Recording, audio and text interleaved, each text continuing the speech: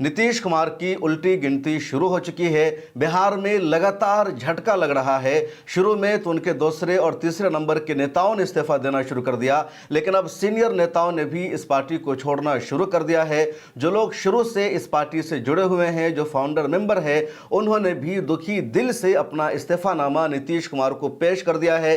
कुछ ऐसे नाम भी आ गए हैं जो साल 2003 से ही इस पार्टी से जुड़े हुए हैं। इसी पार्टी से उन्होंने अपने पॉलिटिकल कैरियर का आगाज किया, लेकिन आज उन्होंने वक्फ अमेंडमेंट बिल पर इसकी जो नीतीश कुमार की हिमायत थी उसकी वजह से इस पार्टी को छोड़ दिया है। और वो लोग नीतीश कुमार की पॉलिसी से दुखी हैं और उससे ज़्यादा नाराज़ हैं लल्लन सिंह से और संजय झा से, क्योंकि इन दोनों ने पार्लियामेंट में जो स्पीच दी, लल्लन सिंह की स्पीच लोकसभा में हुई और संजय झा की स्पीच राज्यसभा में हुई। और इनके नेताओं का कहना है कि इन दोनों ने पार्लियामेंट में वक्फ बिल की हिमायत में जो भाषण दिया, तो इनके भाषण का जो अंदाज था, जो लबो लहजा था, बिल्कुल मुस्लिम मुखालिफ था।